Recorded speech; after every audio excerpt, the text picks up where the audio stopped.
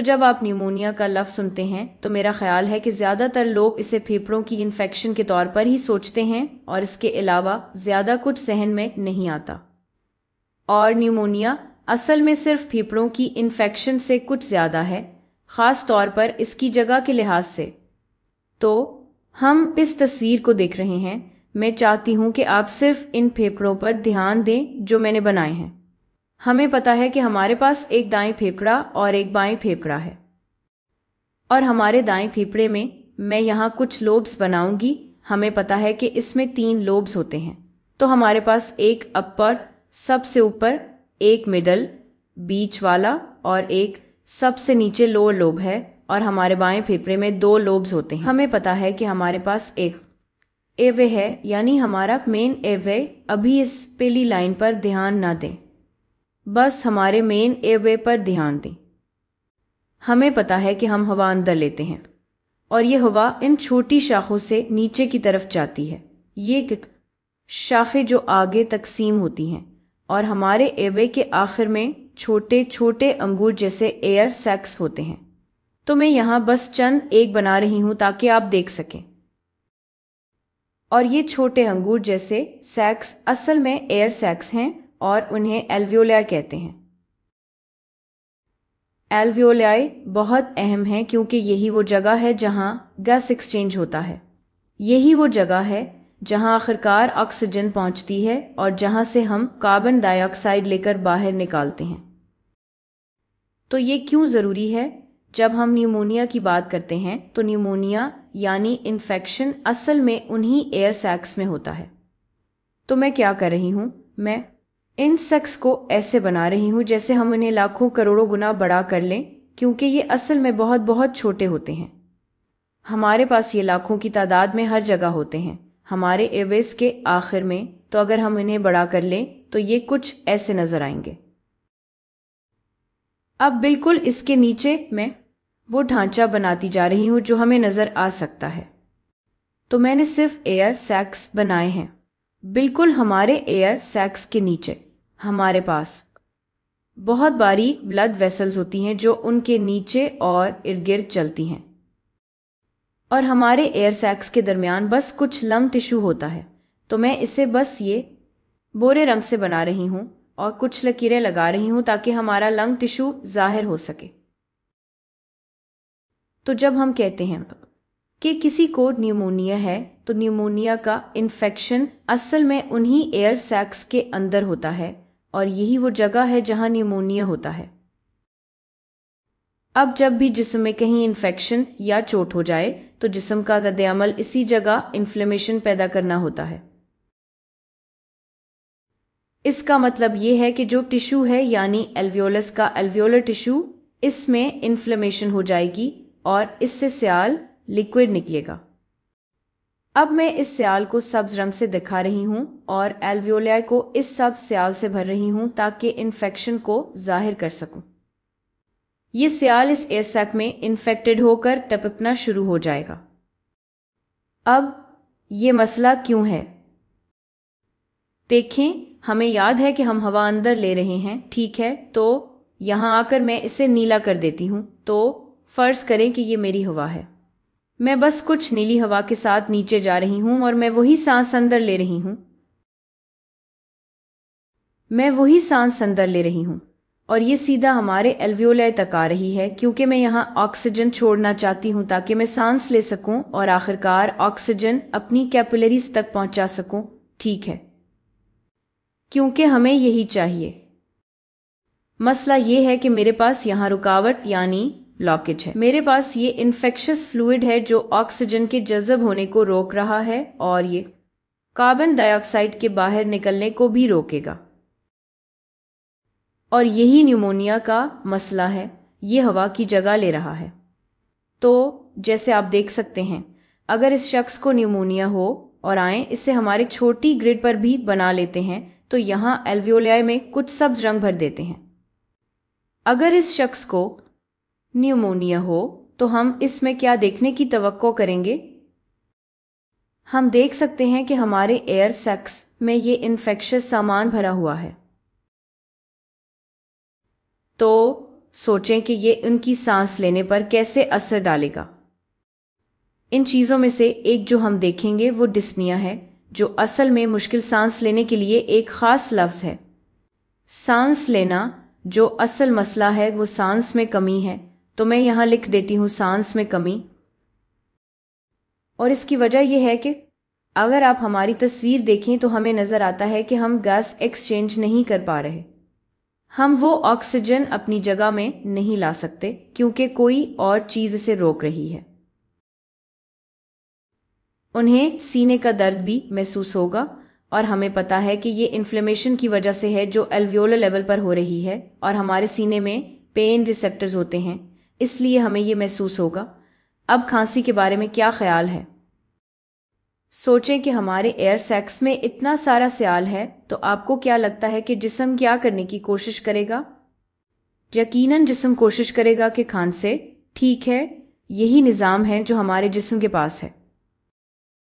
जिस्म कोशिश करेगा कि खांसी के जरिए वो फ्लूइड एयरवेज से बाहर निकाले ताकि रास्ता साफ हो जाए और हम आसानी से सांस ले सकें। और हम बार बार इन्फेक्शन की बात कर रहे हैं, तो इन्फेक्शन के साथ आप तवक्को कर सकते हैं कि बुखार होगा।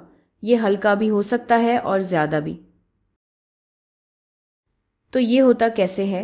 हमें न्यूमोनिया इन्फेक्शन कैसे हो जाता है? असल में इसके दो तरीके हैं। एक तो ये कि ये जानदार से लग सकता है जो हमें बाहर मिल जाते हैं, या फिर कुछ और तरीके भी हो सकते हैं जो इस जुमरे में नहीं आते।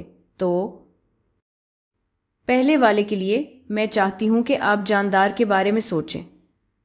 तो मैं यहाँ कंधे के पास आकर एक दायरा बनाऊंगी जो मेरा बैक्टीरिया नुमाया करेगा, और एक छोटा वायरल पार्टिकल भी बनाऊंगी जो वायरस को जाहिर करेगा।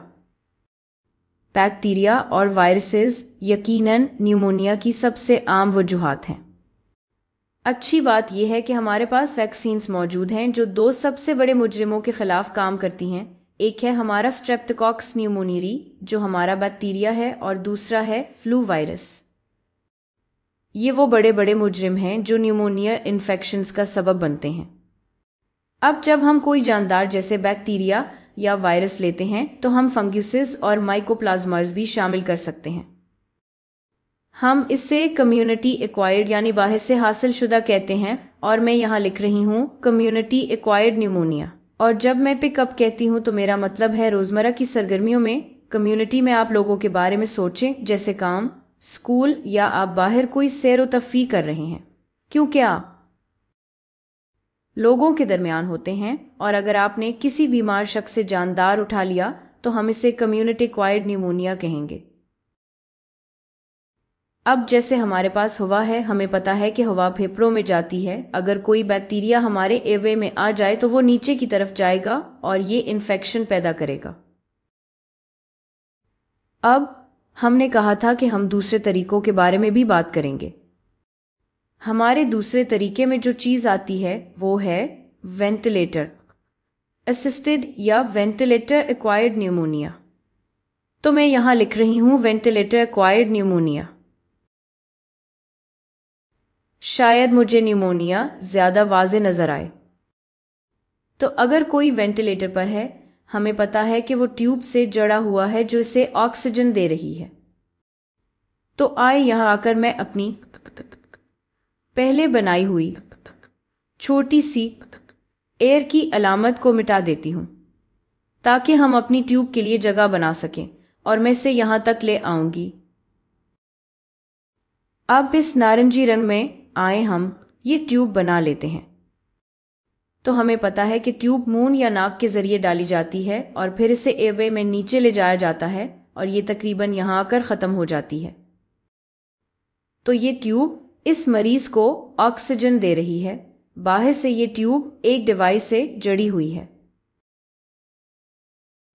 और मैं यहाँ O2 लिख रही हूँ ताकि हमें पता हो कि ये इनके लिए सांस लेने का काम कर रही है।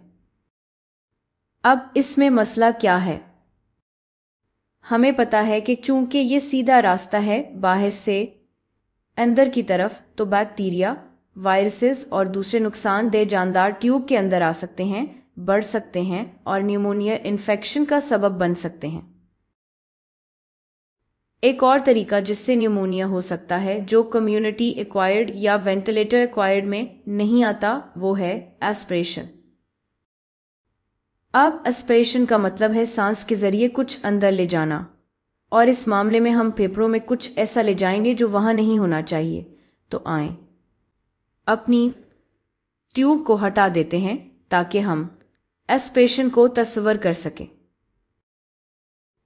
अब मैं चाहती हूं कि आप वाकई इन मरीजों के बारे में सोचें जो इसके सबसे ज्यादा खतरे में हैं, जैसे वो मरीज जिन्हें उल्टी आ रही हो। हम अपने फेफड़ों में उल्टी को भी एस्पिरेट कर सकते हैं। अब अगर आप इस पीली चीज को देखें जिसके बारे में मैंने पहले कहा था कि इस पर ध्यान ना दें, अब इसे देखें और देखें कि ये कैसे हिल रहा है। ये पीली चीज हमारा एपिग्लॉटिस है। हमारा एपिग्लॉटिस असल में रास्ता बताता है। हमें पता है कि हमारे पास एक मेन ट्यूब है, लेकिन ये ट्यूब असल में दो हिस्सों में तकसीम हो जाती है। एक रास्ता पेट की तरफ जाता है और एक रास्ता हमारे फेफड़ों की तरफ जाता है। तो मैं इसे 1 सेकंड के लिए खुला छोड़ती हूं और आए फर्क देखते हैं।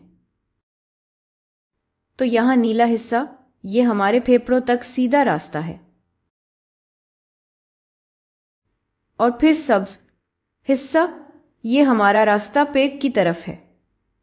बस इसे ऐसे ही नीचे ले जाते हैं जैसे ये पेट की तरफ जा रहा हो। अब अगर हमारा एपिग्लॉटिस खुला हो तो इसका मतलब है कि कुछ भी हमारे एवे के अंदर जा सकता है।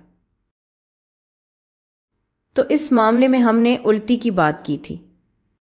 अगर कोई उल्टियां कर रहा हो और हमारा एपिग्लॉटिस खुला हो तो हम असल में उल्टी को अपने फेफड़ों में एस्पिरेट कर सकते हैं। और चूंकि हमारे फेफड़े एक साफ माहौल हैं, इसलिए जो भी चीज़ वहां जाए और इसमें बैक्टीरिया हो वो हमारे लिए खतरनाक है, क्योंकि इससे हम बहुत बीमार हो सकते हैं। यही बात किसी ऐसे शख्स के साथ भी हो सकती है जो खाना खा रहा हो और गलती से खाना अपने फेफड़ों में एस्पिरेट कर ले।